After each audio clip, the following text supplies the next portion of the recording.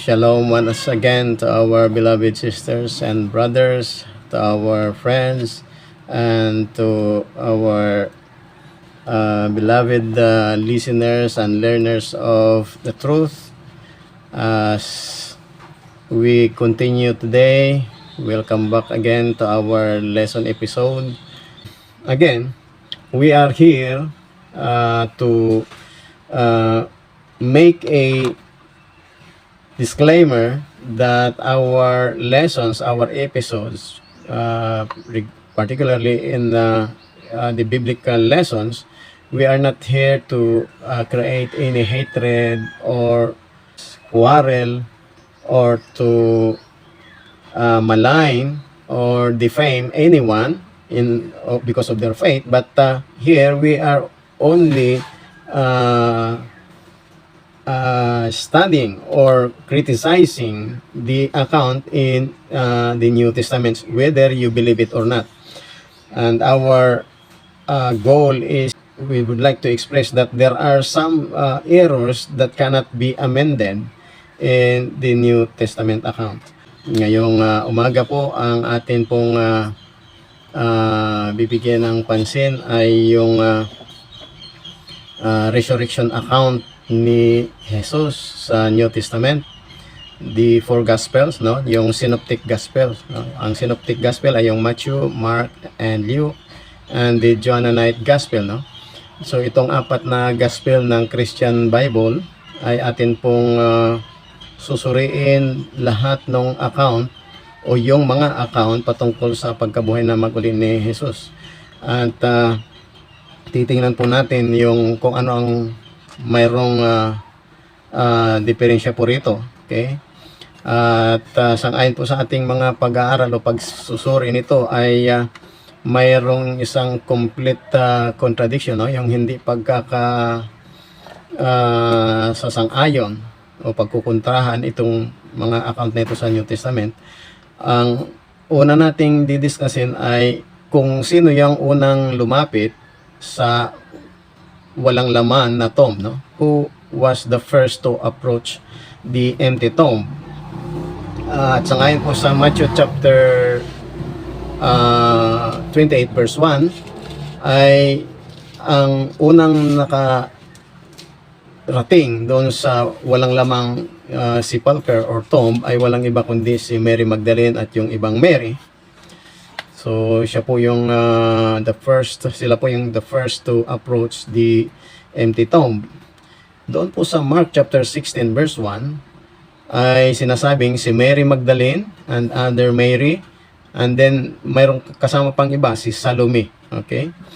So sa Luke chapter 24 verse 10 ay ang unang nag-approach ay si Mary Magdalene, the other Mary, Joanna, and other women.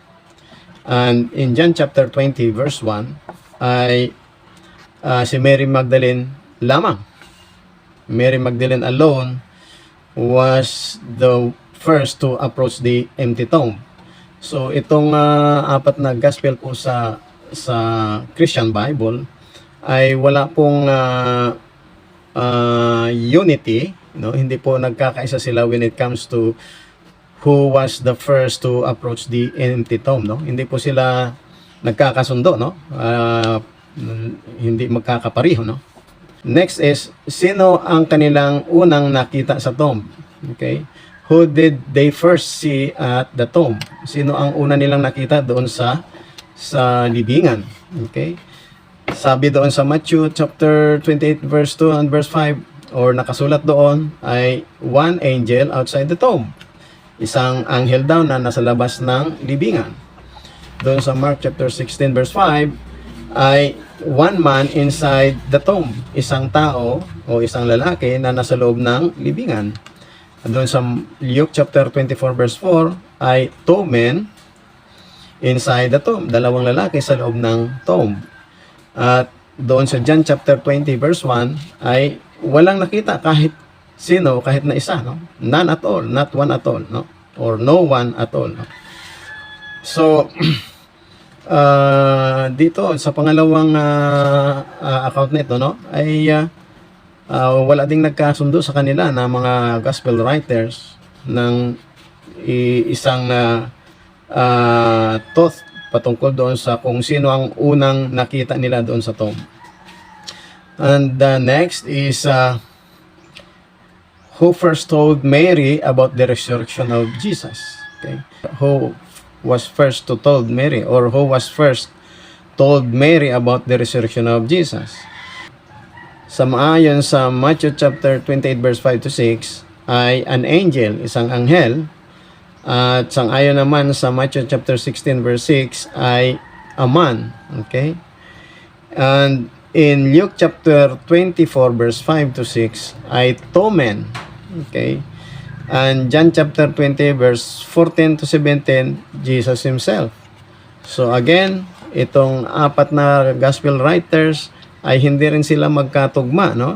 Hindi rin sila nagkakaisa kung sino ang unang nagsabi kay Mary patungkol sa pagkabuhay na maguli ni Jesus. Okay? And thirdly, or fourthly, to whom did Jesus first appear? Kanino naman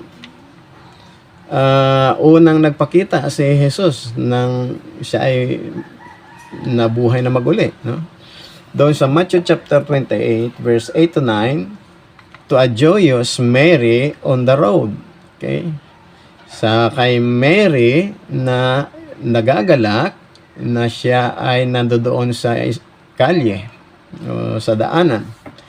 Sa John chapter 20 verse 14 to 17, to a grief-stricken Mary in the tomb. Okay? Doon sa loob ng tomb na nalulungkot si Mary. Okay? Doon sa Matthew chapter 28, nagagalak, no? So, alin ba dito ang totoo? No? Sino ang nagsasabi dito kay ng totoo dito kay Matthew o kay John? Okay.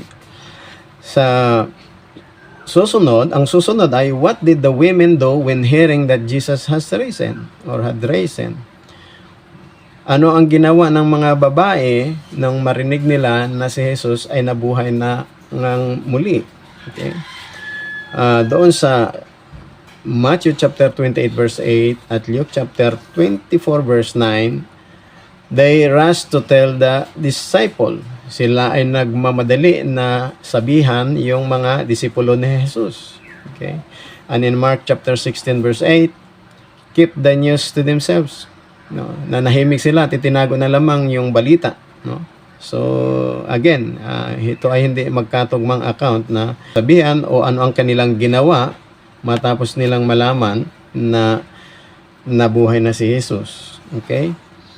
So next question is, where did Jesus first reveal himself to his 11 disciples? Saan unang nagpakita si Jesus doon sa kanyang 11 mga alagad nung matapos siya ay mabuhay na maguli? Okay? Doon sa Matthew chapter 28 verse 16 to 17, in Galilee. Sa Galilea. In Luke chapter 24 verse 33 to 36 ay sa Jerusalem. Okay? And in John chapter 20 verse 10 to 24, it was only to 10 of his disciples. Okay? So, ito yung mga account sa New Testament, sa Gospel, sa 4 Gospels, na nagsasaad kung mga pangyari, kung ano yung mga pangyayari, no, what did happen during the resurrection of Jesus. And these accounts in the 4 Gospels, they are completely contradicting themselves. And so, that's it.